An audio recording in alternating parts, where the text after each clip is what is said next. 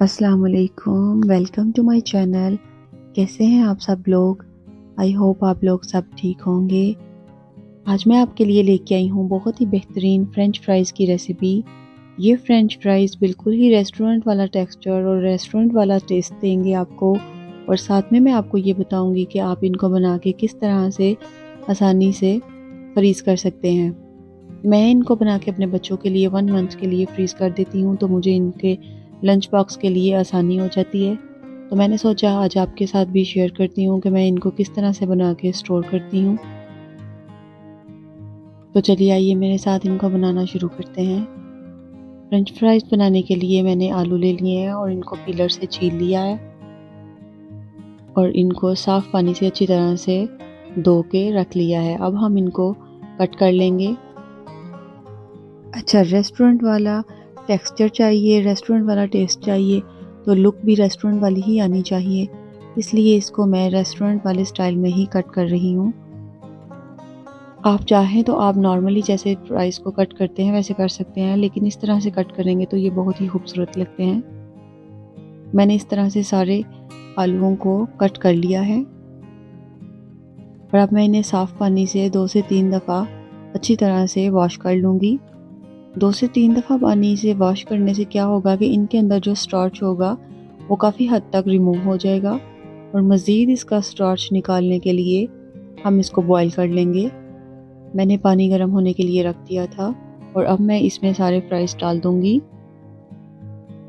और आप घड़ी से टाइम नोट कर लें और 10 मिनट के लिए इसको बॉईल करें। 10 मिनट से ज़्यादा इसको बॉईल मत कीजिएगा। 2 टेबल स्पून मैं इसमें नमक शामिल कर दूँगी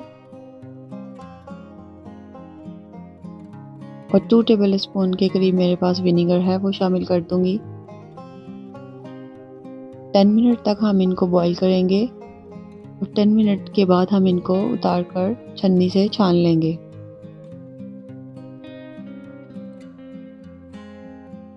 मैंने फ्राइज़ को ठंडा होने के लिए रख दिया है और अब हम इसकी कोटिंग रेडी कर लेंगे।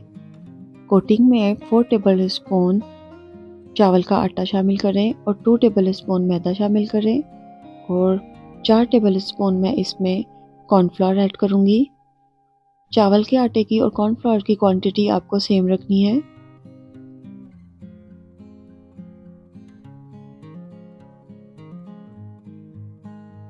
मैं इस अच्छी तरह से इसका मिक्सर रेडी कर लूँगी।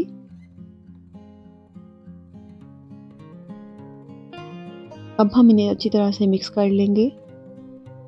फ्राइज़ की कोटिंग रेडी हो चुकी है।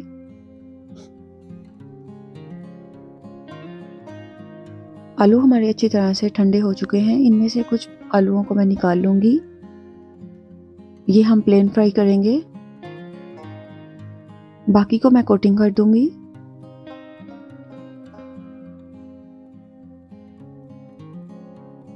जो मिक्सर हमने रेडी किया था उस सारे मिक्सर को मैं आलूओं के ऊपर डाल दूँगी। सारे मिक्सर को मैं अच्छी तरह से स्प्रिंकल कर दूँगी और बहुत एहतियात के साथ इसको मिक्स कर लेंगे।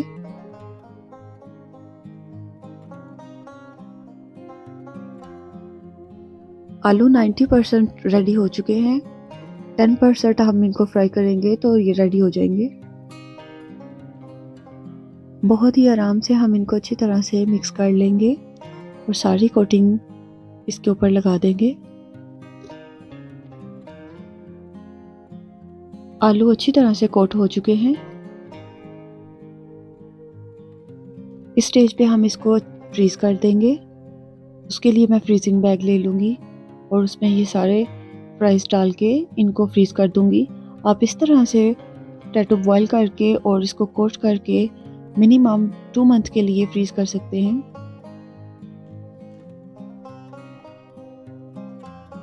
आप रमज़ान में भी इसको इस तरह से बना के रख सकते हैं।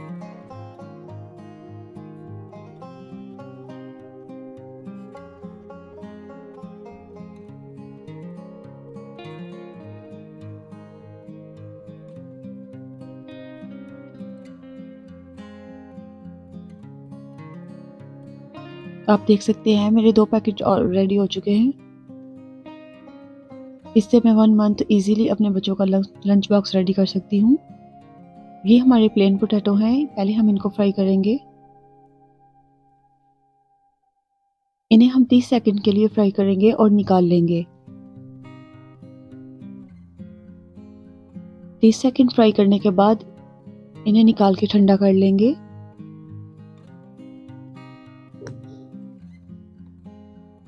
ठंडा करने के बाद इनको दोबारा फिर से फ्राई करेंगे।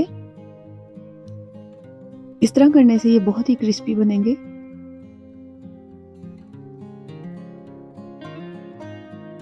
रेस्टोरेंट में भी इसी तरह से फ्राइज़ को रेडी करके रख दिया जाता है और जब भी सर्विंग का टाइम होता है तो उन्हें फ्राई करके सर्व कर दिया जाता है।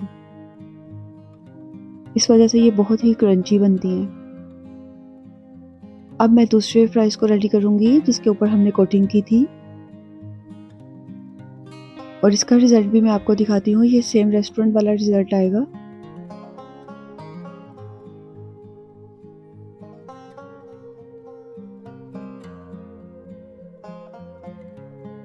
दोनों तरह से फ्राइज़ क्रिस्पी और बहुत ही टेस्टी बन के रेडी हुए हैं। आप चाहे तो जो आपको ईज़ी वे में लगे वो आप तरीका यूज़ कर सकते हैं।